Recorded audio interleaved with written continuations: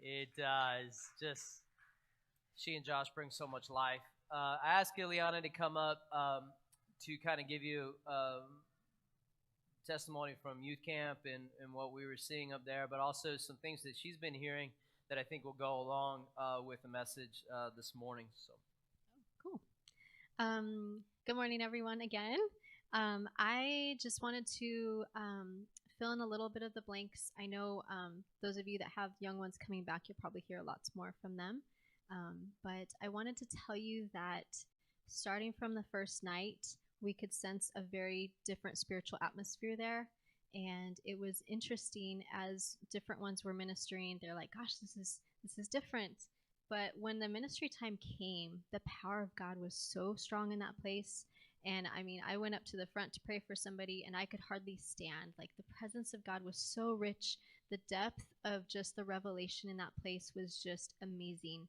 So I would definitely be in interceding for those coming back, right? There's always that warfare that comes when God has shifted and adjusted and done all those things, just like we get adjusted in the natural with our bodies, right? There's some things that still need to be tweaked a little bit, but God has the final word in those things. Amen. And so we want to continue to press in and contend for their portion, because I would say without a doubt, probably 99.9% of the young ones and the adults were touched in a major way, where they were like pressing in, like, God, I want everything you have. And so I wrote in my note just real quick, God became very real for many last night. They, like he mentioned, the testimony, the person that God prayed for, they had this expression on their face like, what just happened? So that was a blessing to be able to witness. Many young, many older leaders all prayed, all ministered, all received. But the most important thing, which is really awesome, is that they learned a really important word. And we all know that word, it's yes, right? You might have been hearing this over the number of weeks as Tom's been preaching. I as well, for probably a month and a half or so. It's funny, I was talking to the worship team each week. I had the privilege of being on each Thursday night, and I was just sharing with them. I just have this urgency from the Spirit of God that He is searching for those hearts that are truly His, that are fully committed, that will say yes, even though they don't know what that next step looks like. And so just to hear that reiterated, not just from my own spirit, from what I've shared with the worship team over these weeks, but to hear it coming forth from what people have been planning, right, for youth camp, coming out in those messages as well. God, just give God your yes. Just give God your yes. So I want to encourage you all this morning and those listening in, give God your yes, right? Because obedience makes a humongous difference in our lives, doesn't it? And it really allows the Lord to just come and move like He wouldn't otherwise. So.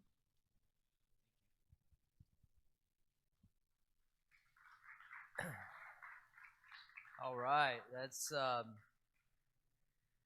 get into the Word of God. We are committed to the Word of God because that's where you find life. You'll hear us. Mike's taught on it, Pastor Elver. By the way, there for those of you maybe new, our senior pastors are on a brief sabbatical. They'll be back. They'll be here next week, but really fully in swing in November. So we've been doing our best, endeavoring to keep things going, and everything's well so far. So we're grateful because we have a lot of wonderful leaders who put their hands to the plow and do what's not just necessary, but above and beyond. And saw that certainly with youth camp. Before we get into the word this morning, just go over, I'll give you a scripture to flip to while I'm talking. You're going to go to Luke 9. We are continuing our series. I don't want to call it a series, it's kind of just an overarching theme of I Speak Jesus. And today, the title of the message underneath that is Why Am I Here? Why am I here? And we're going to get into that. But before I do, please come next week. How many received the text that we sent out this week? Anybody? If you're not on our text service, please get on our text service. But we probably need to find a better way to communicate. It's just important that you be here next week. So I'll work on that on my end, try to throw a broader net somehow during the week. Make sure everybody's aware of what we're doing. Um, but let me say something about trunk or treat and whatnot. I'm going to give you some grace because we don't celebrate Halloween because I don't celebrate evil. Okay. We don't in our home. My older kids are so funny. Like ever since they were little, like they would watch shows. You can watch Blue's Clues. You can watch whatever, right? Like little kid shows. They always have a Halloween special. And Leon's like, you ain't watching that. So they're like 12 and 14. They're like, we're skipping over the Halloween special, right? Except Charlie Brown because it's a great pumpkin. What are you gonna do? Linus is not a bad dude, right? So listen, trunk or treat, and what we do here, we're not trying to give an initiation to the occult to your children, okay? I'm going to give you some grace that a pastor friend of mine gave me, okay? And he's a pastor in town, good dude, Micah Tucker. He said, this is what I taught my kids. I'm not celebrating Halloween. We're not celebrating Halloween. We're celebrating getting free candy. Because most people are giving you candy and they're not trying to introduce you to Satan. It's just part of the culture. Like you ring the bell, they give you some candy. Yay! Right? And, but we want to do it in a safe environment. We want to be a blessing to your kids. So we're going to have face painting and different things and stuff. So bring them out. And, if you're like, hey, I don't care if you ration their candy. You can go do the whole dentist thing and turn it into the dentist and do whatever you want to do. But it's an opportunity for all of us to bless them and encourage them and let them know that they're loved. But we are not celebrating a holiday or make sense? Fair enough? So come. Have a sandwich. Have some chips. Hang out with us. And let us bless, be a part of the blessing for your kids. Cool. That's all I'll say about that. Now, you guys went to Luke, and because I'm rambling on about trunk or treat, I didn't get there yet, so give me just a second. It's going to be a little bit different this morning. Last January, it's probably one of the last times I've run this year, but I was running. I know, why would you run? I don't know. I actually enjoy it, and then I forget that I enjoy it, so I stop doing it, and then I do it again. I'm like, why did I stop? Because I really kind of enjoy this. It's decompression or whatever, but then it's still running. So anyway, I was running, and God spoke to me. It's January. He said, you need to be at youth camp this year. And I'm like, that's an odd thing to say, but okay. And I just kind of put it on the shelf because sometimes you hear things, and sometimes you just don't know. And lo and behold, there I am last night. And I said, well, God, you told me 9 months ago to be here. You better show up. And because this was the instruction. We're going to have a worship night, and then, we're just going to see what God does, and you administrate that. Okay? And it's not completely out the norm for me. If you've been to a Wednesday night service, we do that sometimes when we pray. We used to do it in youth. We called them Hope Nights. And the Spirit of God would show up, but I'm standing there going, God, I have nothing. And he's like, this morning, he's like, you need to go up. And I'm like, I don't have anything to say. And he's like, fun, isn't it? I'm like, that's your idea of fun, not my idea of fun. Like, I want the bullet points and, I want to wrap it up and have a little bow on it and everybody goes home, But last night he showed up. Right? And the reason that I've been talking about this it's really about us being, and please, if you need more water, hopefully you've been giving out your water bottles, come and get some more. That's why they're here. But it's about speaking Jesus to people who may not encounter him. We talked about Philip and the revival is going on, and God calls him to his deserted place. What? You're moving over here. Yeah, but I want to move over here to impact the nation. I had lunch with my friend Micah Tucker, and we were talking about the message, and I was telling him talking about the Ethiopian. He said, I just went to a mission trip there. He said, I'm just taken back that they've had 2,000 years of a church consistently in that nation for 2,000 years. Why? Because Philip went to a deserted place and was just obedient and poured the water at the roots rather than getting enamored with the sprinkler. Right? Can I tell you a funny sprinkler story? It has nothing to do with anything, but you guys just seem like you need to just loosen up a little bit. So I was in landscape for a long time, and This lady was a homeowner. Daniel will get a kick out of this. You think he's heard this story, but I heard it from an old-time landscape guy. And so she's like, I got a problem. It's too much water. And he's like, and she's trying to explain it. He doesn't understand. She's like, can you just come and see what I'm talking about? And he's like, yeah, fine, lady. So they go out. It's a standard Southern California yard, right? He goes, I should have known something when she had an umbrella. It's a true story. He goes, turn on the sprinkler system. Daniel will tell you, sometimes it takes a little while for the system to get charged, right? So they're standing there. She pops open the umbrella. He kind of looks at her, and all of a sudden a golf head pops up. If you've never been on a golf course, it's like, and that's what happened. He's soaked, and she's standing there with her umbrella. And somebody had installed the wrong irrigation head in the back of this small Southern California yard, and it was absolutely drowning her yard. And sometimes we feel like if God's not doing that, then God's not doing anything. That's just not true. It's just not true. Because he works outside of my understanding, and he works outside of the margins of my understanding. And so he's working even when I don't. We sing that, but sometimes it's hard because my understanding is surrounded by my circumstances. And sometimes when he says, I want you, Philip, to go to a deserted place, I don't know about you. I argued with God because he wanted me to come on stage and didn't give me an outline. Could you imagine literally moving from a city that you'd been pushed to because of persecution? A sorcerer got saved. He's building a resume now. Guys, say something might get me in trouble. He probably would have had a YouTube channel. Philip's ministry.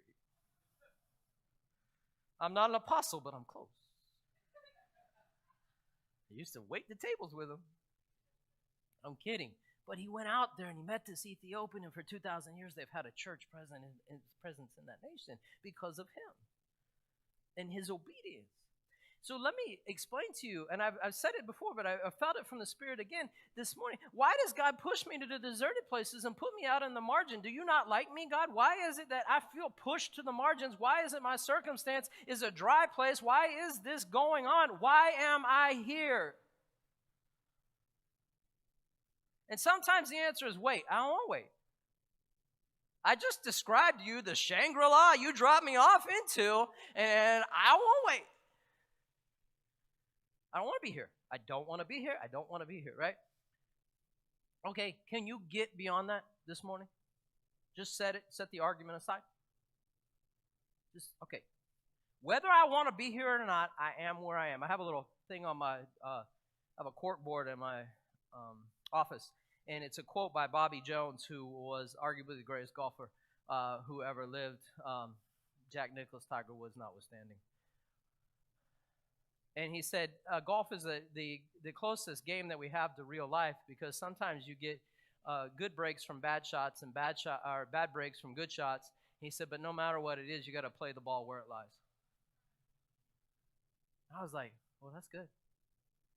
Because if I'm really committed to the Spirit of God, then he places me where he wants me, and my circumstance can't dictate my obedience. But to understand why I'm here, there's a key in that, is I have to speak Jesus. To speak Jesus is I have to understand Jesus when he speaks to me. I got you, Pastor. That's hard to do. Yeah, it is sometimes. And I'm not going to get deep into that. We want to look at the scripture, but just take that concept for a moment and understand that I have to speak the same language as him and impart that language as faith. How do I speak Jesus by faith? Obedience. A friend of mine, he said he had an encounter with God. He was reading the love language book. You ever heard of that, right? Pretty cool book. If you don't know why your wife doesn't respond to you doing the dishes and all that stuff, read the love language book. It's true. It really does help. I'm not saying it's doctrine, but it helps. It helps you communicate in a way that she feels loved as opposed to the way that you feel loved. Okay? Anyway, and so he went to Jesus. He said, this is a cool book. Jesus, what's your love language? And he said, I felt like Jesus bent down and whispered in my ear and said, obedience. Obedience. Sometimes you need faith to be obedient because you don't understand it. So that brings us to Luke. I would encourage you, we're going to start in verse 10. It's the feeding of the 5,000. Now, Jesus had sent out earlier in the chapter his 12. They've done these miracles. It's hopping, it's popping. They're excited. And he's like, man, you guys need some rest. Let's go to this deserted place.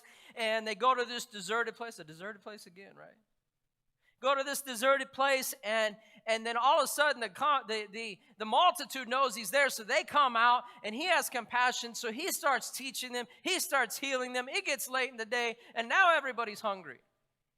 What do we do? So the apostles in verse 12 says, when the day began to wear away, the 12 came and said to him, send the multitude away that they may go in the surrounding towns and country and lodge and get provisions, for we're in a deserted place here. My circumstance says it's deserted. And Jesus begins to speak, and he says, but he said to them, next verse, you give them something to eat.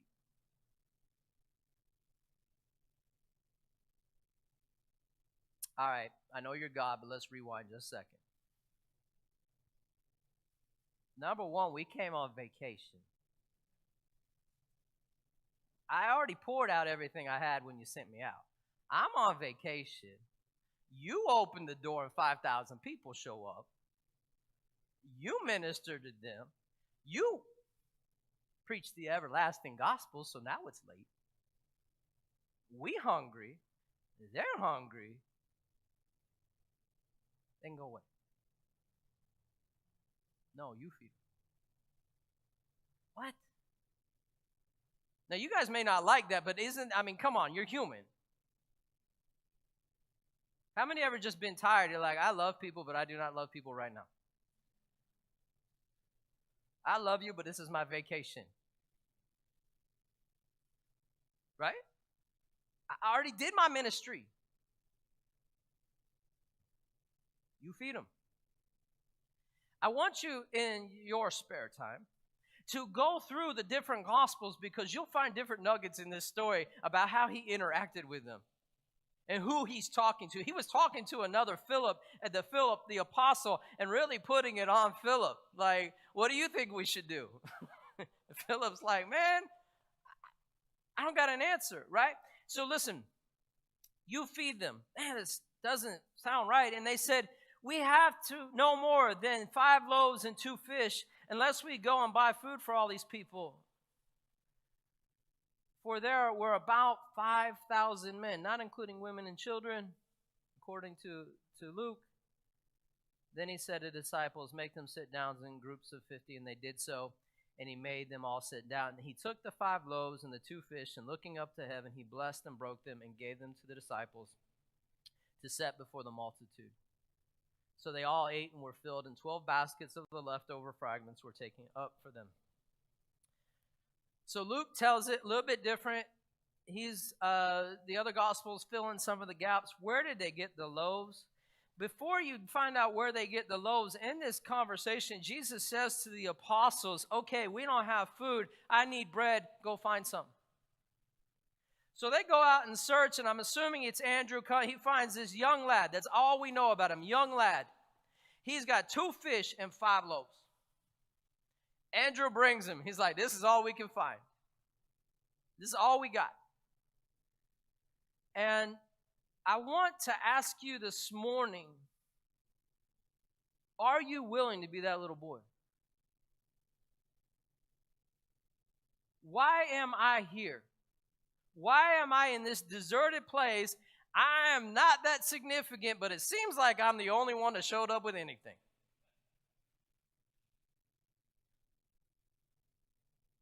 If you want to start maturing in Christ, you got to start showing up with some stuff. We're going to get to that at the end, because if you're always just a consumer, you're never going to grow. You're going to fill a seat. And I'm grateful if you fill a seat. I love you. I love, but these are things God challenges me with. And one of the challenges for me is I didn't do it right all the time. I told Rick and Angie this weekend, we were having a private conversation, but I will make it public, not on their part, my part. I said, look, I could write a book with all the mistakes I made. I'm not joking. And Rick says, maybe you should. I'm like, if it'll help somebody, I did this wrong. I did this wrong. I did this wrong. Not wrong, but in my effort to bring something, sometimes I either bring the wrong thing or I overdo it, right? You ever been to a potluck and somebody's like, I make the most amazing blah, blah, blah. And you go down there and you're so excited and you try. Okay, so we're at camp and this dude made mac and cheese. Looked like Southern mac and cheese. I was like, you got to give me some of that. I tasted it. I said, you're from California. That's nasty. It don't taste like Southern mac and cheese. It looks like it. It looks like it. I mean, it was even in the pan, like all together where you had to cut it out and cheese melting on top. And I tasted the noodle and I go, what did you do to a creation that it should be so good? Because what you did was so wrong. The rest of it was good. Pulled pork sandwich was fine. I mean, I was like in heaven. I'm like, man, we died and went to Alabama. But when you taste the mac and cheese, I'm like, no, we in the mountains of California because I don't know what you did. He's a great guy, though. Can really cook. It was wonderful food, but I may just send him a recipe. Just try this. Just once. Kim's laughing because he knows it's true. Kim tells a story about going to Texas. People are like, Texas barbecue, Texas barbecue. He's like, I tried like 3 places. I'm like, yes, don't get it. Just don't get it. It really depends on where you're from. But my point is this. I made mistakes trying to bring something, but in that he would come and he would teach me, and I got better. I got wiser. Let me put it that way. Not better, I got wiser. Begin to walk in wisdom and understanding like Proverbs ask you to do. And I had wonderful leaders that weren't afraid of the mess, and they would help me grow, and they would help, and they kept allowing me opportunity because they weren't afraid of the mess. And you have to understand in Proverbs it says that and I mentioned this I think last week, where there's no oxen, the trough is clean. You can have a pristine church with no life, but by the strength of the ox, there's much increase. I want the increase, but I have to deal with the byproduct. Sometimes we mess up. You look at the apostles, you read through John. John is literally not all of it, but a lot of you follow Peter through John. He messes up until there's redemption at the end. Just read it, and then read it again, and then read it again, and read it again. And celebrate in the high moments and learn something from the low moments, because you'll start to grow in wisdom and understanding. Why am I here? Little boy, all we know, young lad, he's about to feed a multitude when he does what? He gives everything he has to Jesus. Everything. This is all that I have. If you want to know one thing I'm trying to get at this morning is stop seeing yourself as not enough or too little. You hold what you have when you should be giving what you have. All of it. All of it. One of my favorite stories, I don't know this lady, was at a Hayford conference. Her husband had a big church, and God told her to start working in Sunday school, and she's praying for leaders, and God gives her a list of names, and she goes to them, they're like, nah. Goes to one guy, he's like, nah. And she's like, the problem was none of them are what you would look at as Sunday school leaders.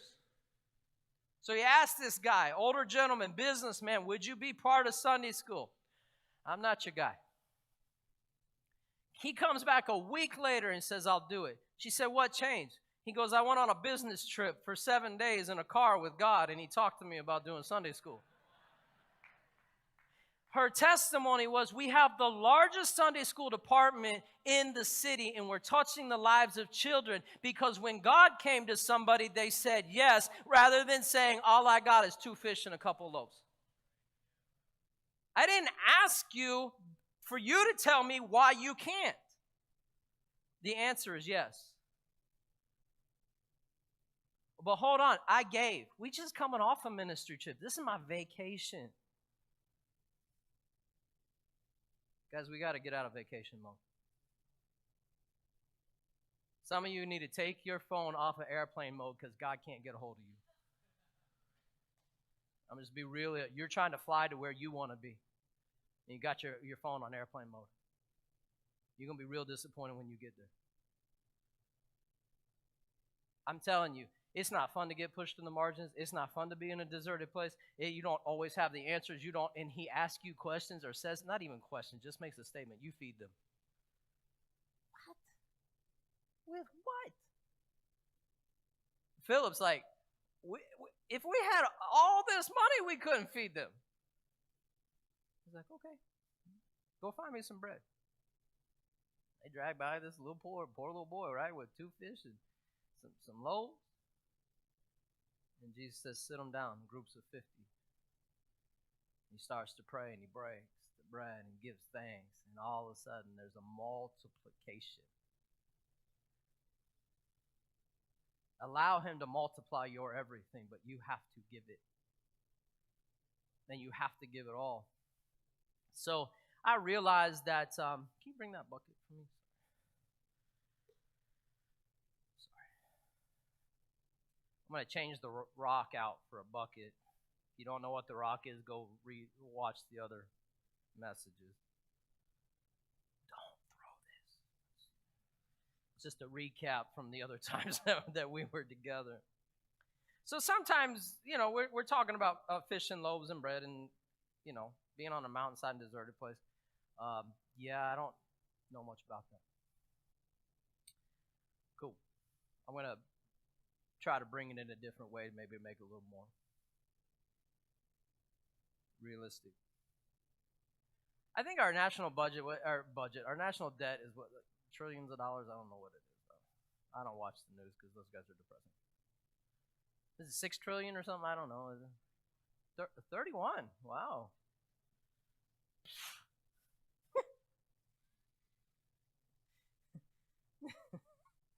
I'm sorry. $31 trillion. That's a lot of money. Okay. It's going to make my analogy work good, though. $31 trillion. It's a lot of money. Not political. I'm not going to talk about politics. Don't get upset. I have a quarter. That's all I got. What is that against $31 trillion? Not a drop in the ocean. It's like spitting in the wind. What good is it going to do? Are these all things that you've heard from Satan when somebody says we need somebody to serve or God starts pulling on your heart to do something different in your life? I can't make a difference. What good is it going to do? All I have is a quarter. What you're missing is the multiplication that comes through the obedience. And you're not going to see that.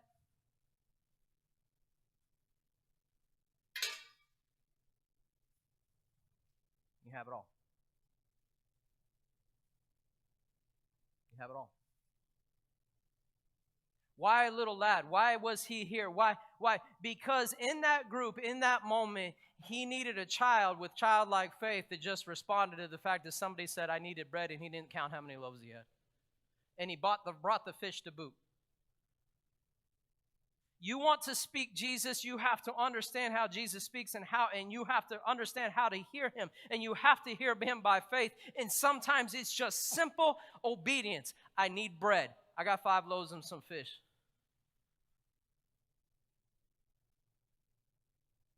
That's it. That's what I got. Cool, have them sit down. I'm about to do something.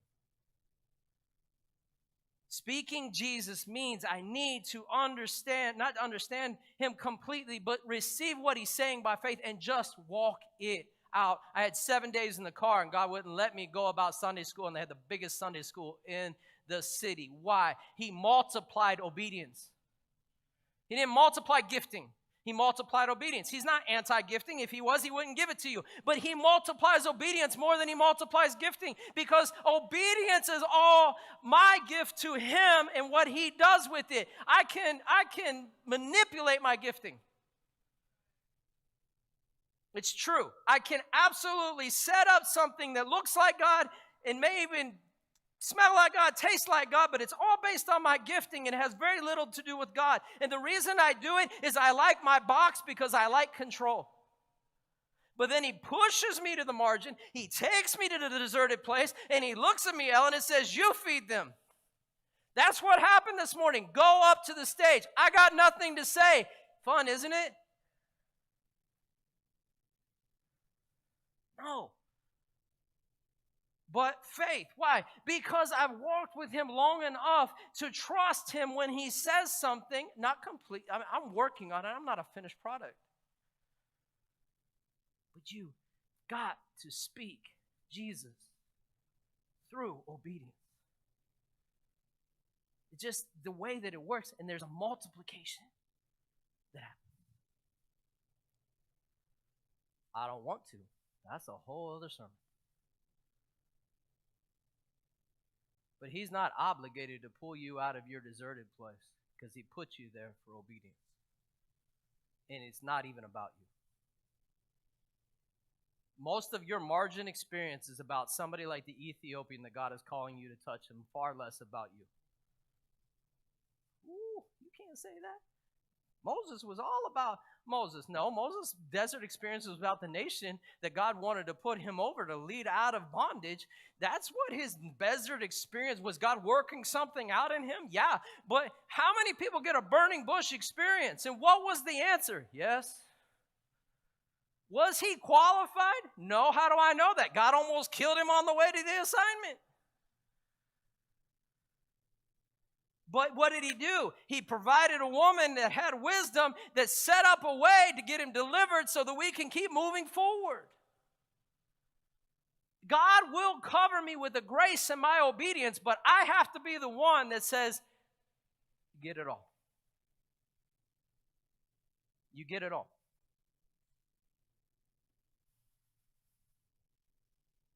How many want a little warranty with that? Hey, excuse me, Andrew, before you walk off with my fish and loaves, if this don't work out, do I at least get to eat? I mean, I'm the one that trucked it up here. I'm talking about the voice. I'm just giving voice to the voices in your head. I mean, it's fine if they eat, but I want to eat. Did Philip get to eat what the Ethiopian took back? He didn't walk in that, did he? God snatched him up and put himself in another. And my friend Micah told me, he said, you know what, if you read that story, he baptizes the Ethiopian, they come up out of the water, and God snatches him away. Puts him someplace else. He goes, 20 years later, you read about him in the same place, married with 4 virgin daughters who prophesy. God will increase you if you give everything. We don't like the time element sometimes involved with that. But that's something that in the midst of that time element is designed by God to teach you how to being able to effectively handle the inheritance. An inheritance gained hastily is not blessed at the end. You want a blessed inheritance. So no matter what the distance is between when it was promised and when you get it, realize God is working something in you so that you can fulfill the fullness of it, but also not be overtaken or crushed by it. So stop arguing with God about the timing and where you're supposed to be, and be obedient in the margins, and you will touch nations. Lord, give us the power to impact the nations. If you really want that, stop arguing with him about being in the margins. It's not a gifting they need. It's what's written on my heart. What God has done for me. And where does God usually do it? In the palace or in the desert? Moses came out of the palace, a warrior. I know how to run things. I know how to administrate things. And if you don't do what I want you to do, I'll bury your sorry hiney in the sand. Sorry, it's the Tom message, but it's in essence what happened. But he was leading them to a people, and the people are like, we don't want that kind of leadership. You're going to put us in the sand too? We should probably pause right there. Why? Because some of you in this room are called to be leaders, but you have a lot of bodies buried in the sand, and God's like, until you start dealing with that, I'm not going to give you my people. So he sends him to the backside of the desert, right, to do what? Watch out for sheep. That's a bad deal. Not even my sheep. It's my father-in-law's sheep. I'm sure she wasn't like this. I'm sure he had a wonderful wife. But what'd you do with my daddy's sheep today? You know it ain't run right since you show up. No, I'm kidding. I'm sure God blessed him and all of that. But there was a day when the revelation came. There was a day when he turned aside and to look at something he could not explain. And God began to speak. Whew. How do you explain that to a group of elders you ain't seen in 40 years? Yeah, so what happened was, it's going to sound crazy. Aaron, help me, because you know I stutter. Help me with this, Pastor Jim. You know what cracks me up about that whole thing? I stutter, send Aaron to be my mouthpiece. See, when you keep reading, he's the one that's talking. I'm like, God, when does Aaron get a speaking part? And God's like, yeah, you flip forward. My wife was reminding me, don't be making golden calves. You flip forward to his speaking part. It gets a little sketchy. It gets a little shaky. So I'm working on him too. Now, he didn't take it away from him, did he? No, he made him the priest. He did that thing. But listen, some of what you argue with God is, God's like, seriously? You don't even have that problem. But I don't know what it would be like to go to the elders and you're like, yeah, so what had happened? I killed this guy, and then God put me over here, and then I was a shepherd. And then one day I saw this bush that was burning, but it wasn't consumed, and then God spoke to me, the I am that I am. And he wants to deliver you guys out of here, and he wants to use me and my brother Aaron, and we got a staff.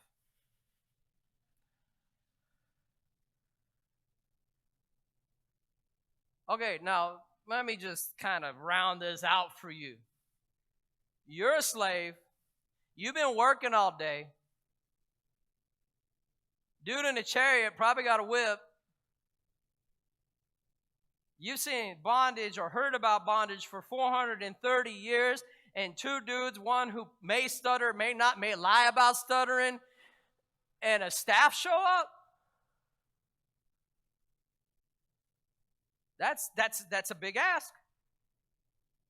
But what else showed up with them? It's the same person, it's the same God who caused the bush to burn that wasn't consumed. So when they walked in, they didn't walk in with what they had, they walked in with authority. Why did he walk in with authority? Because he didn't despise getting pushed to the margins.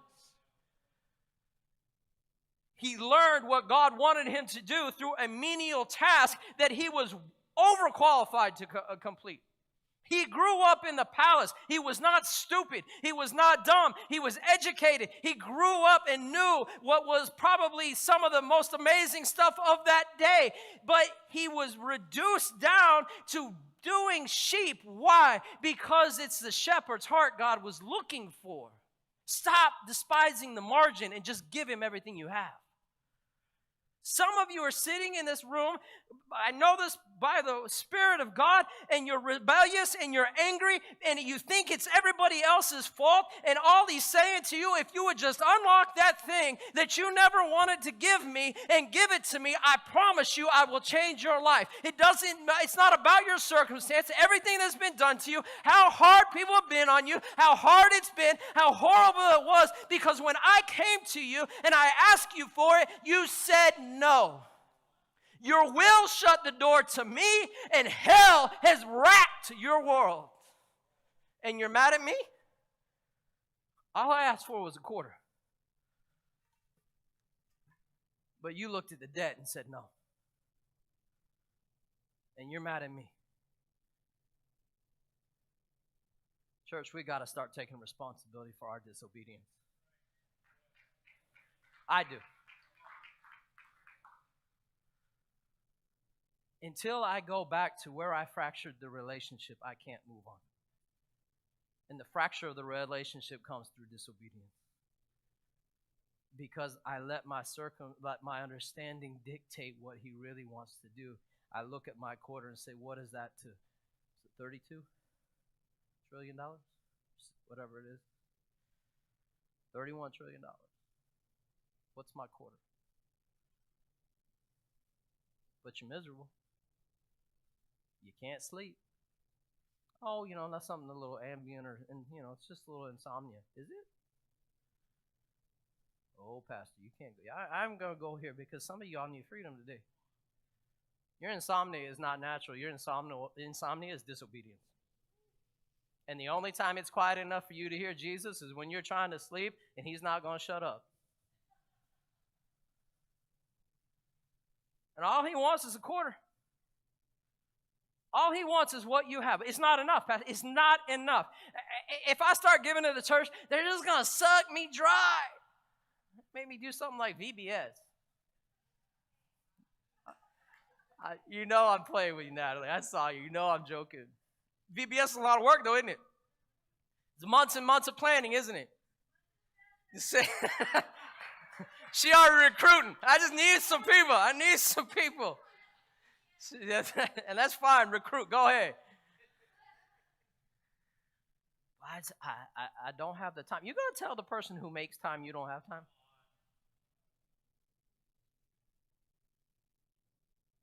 Just go find me some bread.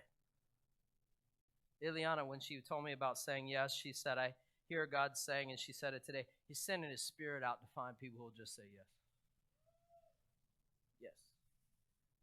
Pastor Alvarez said this, and it's so profound and prophetic. He said, but the road is getting narrower.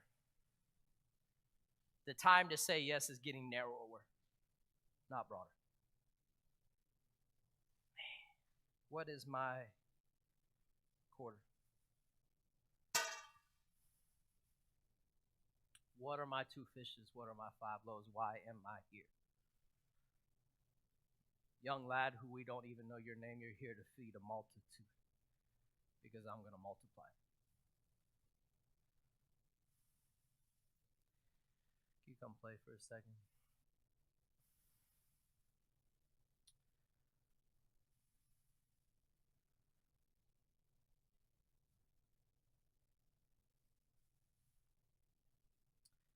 One of the things when they brought the 5 barley loaves and 2 fish, I believe it was Andrew, was one of the apostles, said to Jesus, but what are they among so many?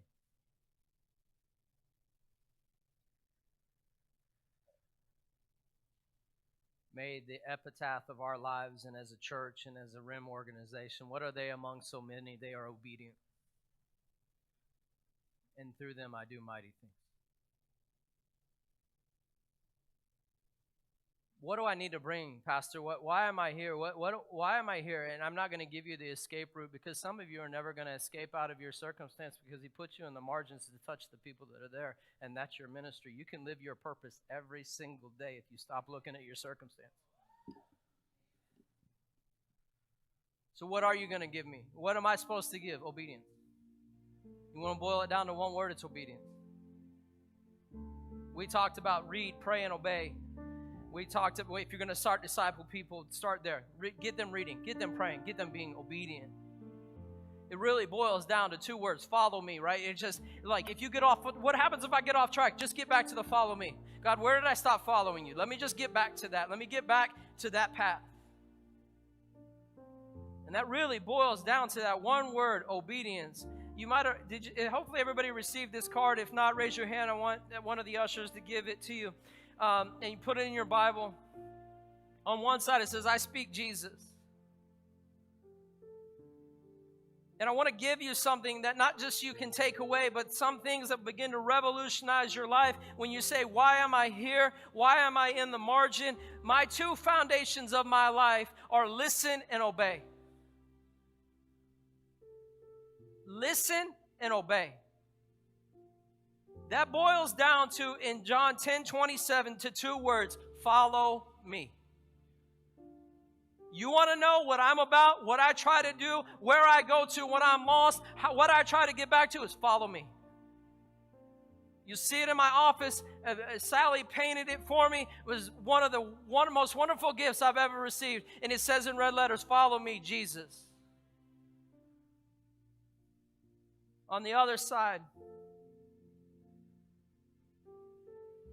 when I'm out there and he says, I'm looking for bread, what am I giving? God, I don't even know what I have. These are the 5 graces that if you're a Christian, should be working in your life or have worked in your life, and you need to know them. Number 1 is when I met Jesus. When did you give your life to Jesus? Number 2, where I met Jesus. Why is that important? Some people think you can only do it in the church, and that's just not the case, is it?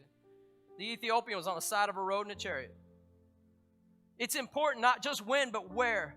Number 3, how I met Jesus. What led up to that encounter? Who was in my life? What is my testimony that got me to the place of meeting Jesus? You know why? Because they'll start to see how he works outside of my understanding and paints this beautiful picture, and then he opens it up to me, and I'm standing there with an intersection between me and God. You have something. Do you see that? Number 4, when was I baptized? We were just talking about this at camp. John Matheson baptized me, Pastor Elver's backyard. Why do I get baptized? It cements what I've already decided in my heart. It's a public declaration that from now on, it's all about the follow me. And number 5, when was I filled with the Holy Spirit? You can do Christianity without the Holy Spirit, but why would you want to? Actually, I don't even know if that's true. I've said that a lot, but it really, you shouldn't. If Jesus said he's better, it's better that I go and he comes, don't I want that gift? 100%, I want that gift.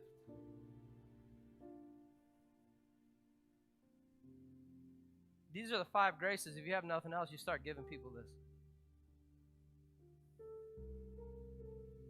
God said to me earlier this week, he said, I'm calling you to the road. What are you talking about, calling me to the road?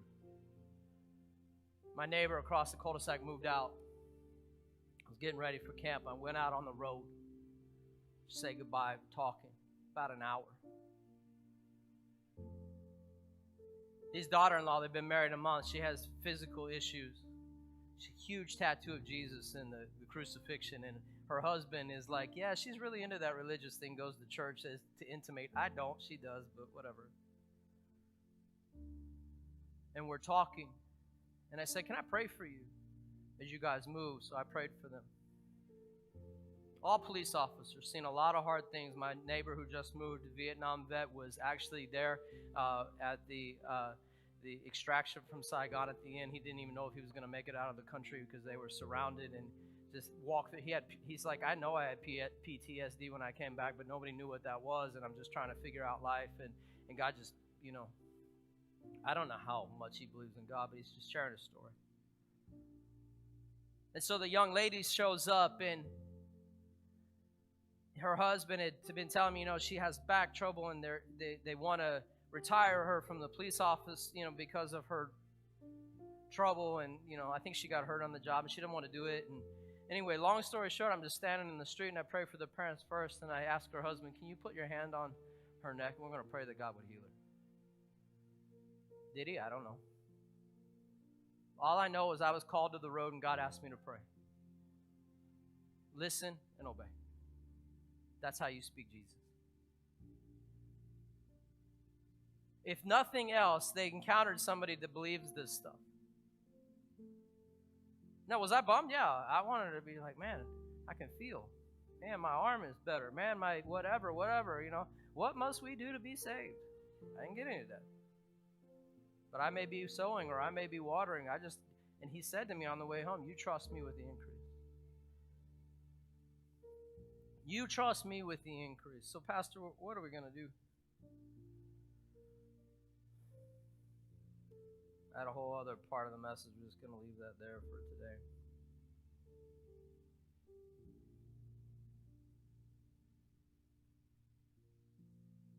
Actually, we're not doing a message. The altar. This is the call to decision of obedience.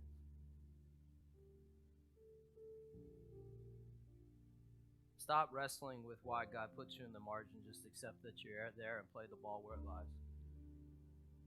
But before you take a shot, all great golfers have swing coaches and they all have caddies.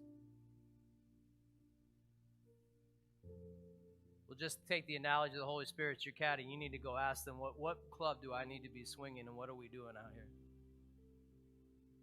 Because at this point, it's not about winning. It's just about doing the right thing and what God wants me to do. How do I know that? You get to the end of John 6, and Jesus, I don't want to say he got tired of feeding the multitude, but he knew their hearts, and they're just there for a free lunch potentially. So he's like, we're going to test this out. So he starts talking to them, and he says, when you eat my flesh and drink my blood, and they're like, excuse me? No. That's crazy talk. And many walked away, and he gets to the point that he turns around, and he looks at the 12, and he said, are you going to go too? And Peter speaks up. One of my favorite verses in all the Bible, John 6:69. Also, we have come to believe and to know. Some of you may be struggling with even the analogies or the things that I'm speaking to you. And yeah, Pastor, that's fine for you. You're crazy. You can talk to people on the road if you want. That's not who I am. And I'm not knocking you, okay? Maybe I didn't always want to do that either, but whatever. Then take this grace. If God doesn't make sense right now and you don't like where he pushed you and you don't know why it's deserted and you don't know why you're in the margin, can you just look at him and say, hey, at the end of all my prayers, also, I've come to believe and to know that you're the Christ. So can you reveal yourself a little more to me today than you did yesterday? Can I grow in my relationships so that obedience is not something I argue you with about? I just do. That I trust words of people that have gone before me, like Charles Stanley, that says, you be obedient, let God deal with the consequences. Let me say it a different way. You be obedient, let God bring the increase. Do you know some of you in here are prophetic and you will not see the results of things that you speak into people's lives sometimes till decades later? One of the most unnerving things you'll ever have happen as a pastor, but certainly a youth pastor, is when they're in their 30s and they come back to you and you said, then they start the sentence this way, you said this to me one time. I'm like, oh no. Is this in the mistake book or is this in God actually was able to do something? This could go either way, and I'm super nervous right now.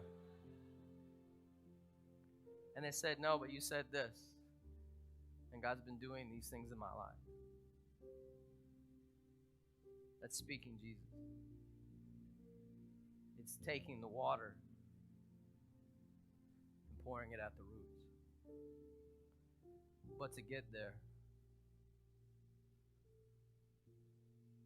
I have to give him my obedience, no matter how small I think it looks. I couldn't heal that young lady. I don't know anything about the body. I don't know what she's walked through. All he says, pray. It's easy to say, no, God, nothing's going to happen. No, I got to give my quarter and trust him for the increase. Who knows, maybe her and her husband are having dinner and it's like, it's kind of crazy. I don't know what I feel. I don't know what all that was about. And here's a wife who knows Jesus starts a conversation to start laying out her faith. I don't know. Anyway. So that's the altar call. I'm not great at those by my own admission. Grab some change from somebody. Grab what you think, grab a quarter. Because what it symbolizes is your obedience, and that's what he's after. No matter how big or small, you're there to be obedient so he can multiply. When I wake up in the morning, why am I here? I'm here to be obedient so he can multiply. I'm here to be obedient so he can multiply. You really want me to come up and throw a quarter in the bucket? Yes, I do. Why? To make me feel better, to think I preach good? No, because the world is on the road. Look around you. Are they here? Let's really be honest. Look around. Are they here? No, they're in the road. They're in the margins. They're disenfranchised. They're hurting. They're hungry. They just need somebody who has enough faith to say, when he tells me to feed you, I'm going to feed you if all I got is a quarter. And he's going to bring and multiply. Here you go, God. This is what I got.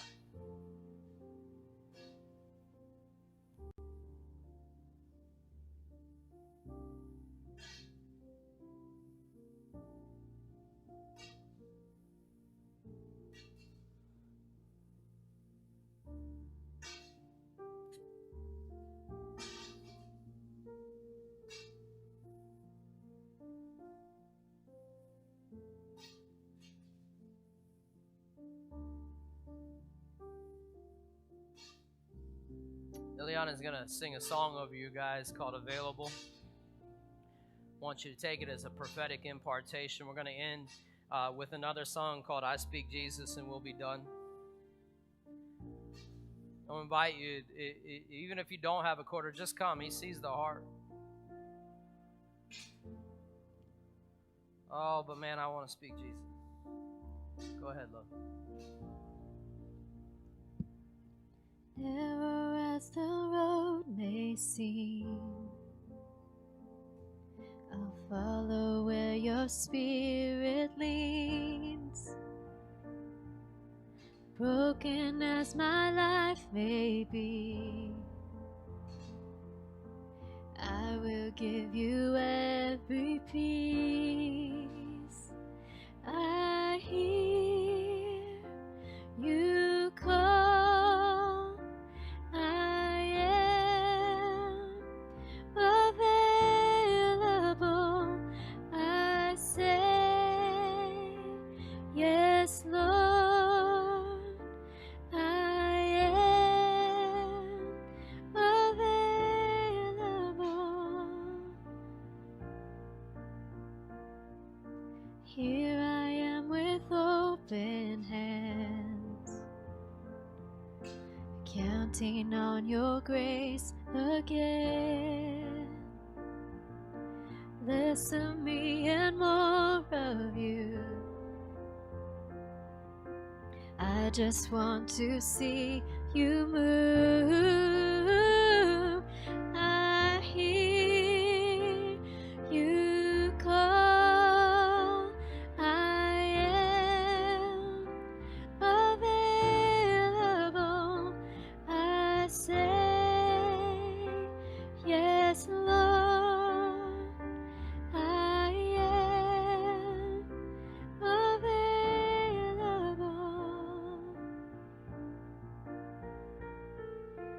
For the one who gave me life, nothing is a sacrifice. Use me how you want to, God. Have your throne within my heart. I hear you call, I am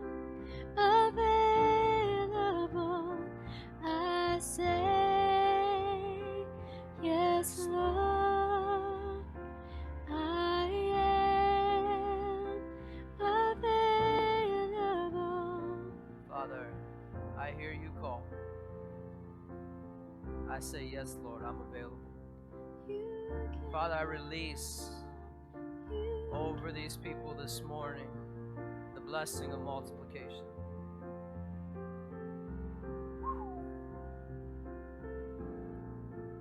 God, I release a grace for the places that we've said no because that was then and this is now. There's a grace of that was then and this is now, and a multiplication in your life. Just receive it. Open your hands, open your heart. God is releasing a multiplication to your obedience.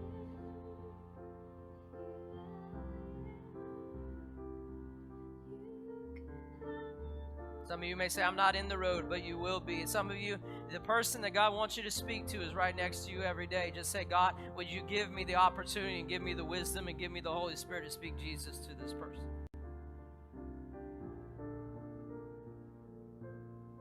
In all my imperfection, would you be perfect? Because at the end of the day, they need you. I'm available.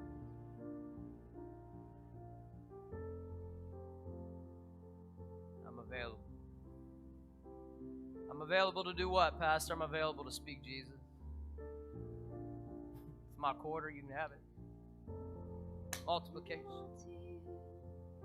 I'm going to stay here just a moment, but then we're going to move into I Speak Jesus, because we're going to walk out of this place declaring over our lives prophetically. This is what he said. I heard him call. I'm saying yes. I speak Jesus. Because that's what the world needs to hear.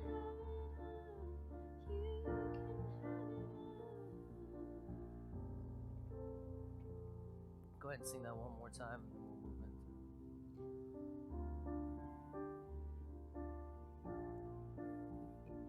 I hear you call. I am available. I say, yes, Lord. I am available. You can have it all. You can have it all. You can have it all. You can have it all. Here I am. Here I am. You can have it all. You can have it all. Here I am. Here I am. You can have it all. You can have it all. Can we make this prophetic sound as we leave? This is the benediction. You can stay as long as you like, but before you go, can you just make, it's a song, simple, I speak Jesus.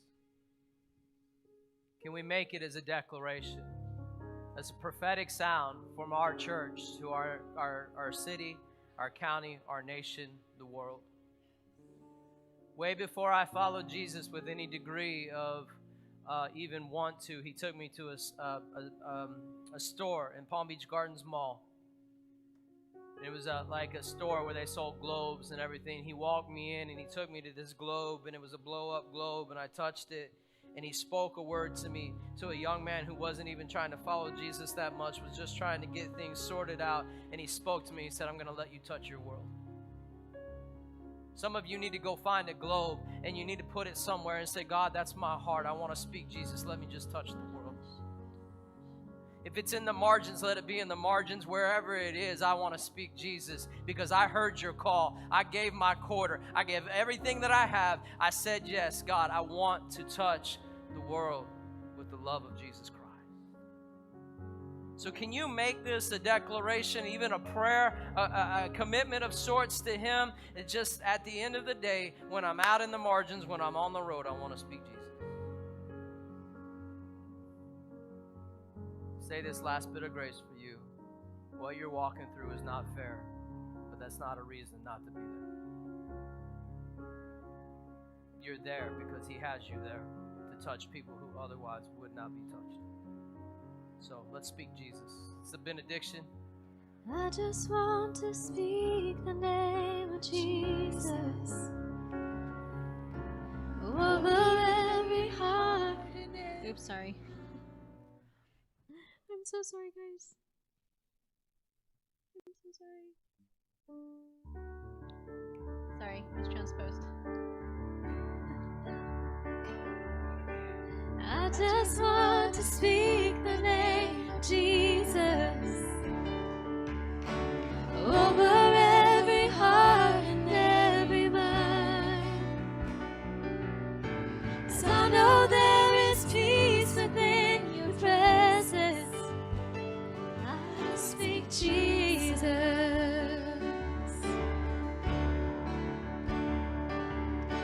I just want to speak the name of Jesus till every dark addiction starts to break,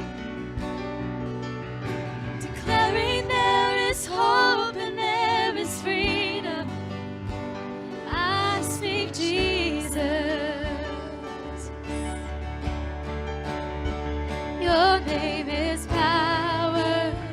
Your name is healing. Your name is love. Break every stronghold. Shine through the shadows. Burn like a fire. I just want to speak the name over fear. Over fear and all anxiety, to every soul held captive by depression,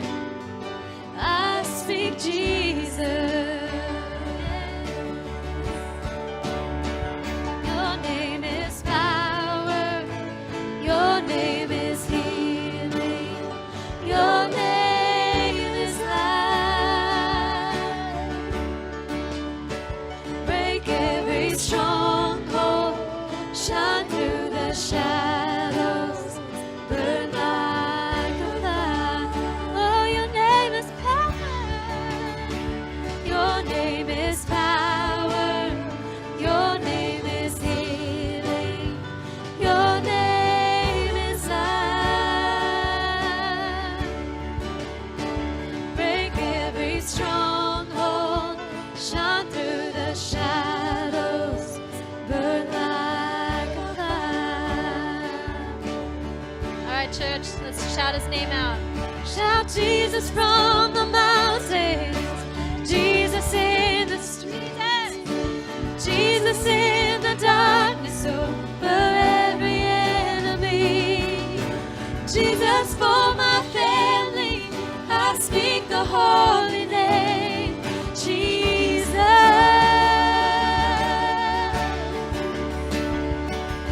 Shout Jesus from the mountains, Jesus in the streets, oh, Jesus in the darkness over every enemy. Yeah. Jesus for my family, I speak the holy name, Jesus. Your name is power. Your name is healing. Your name is life.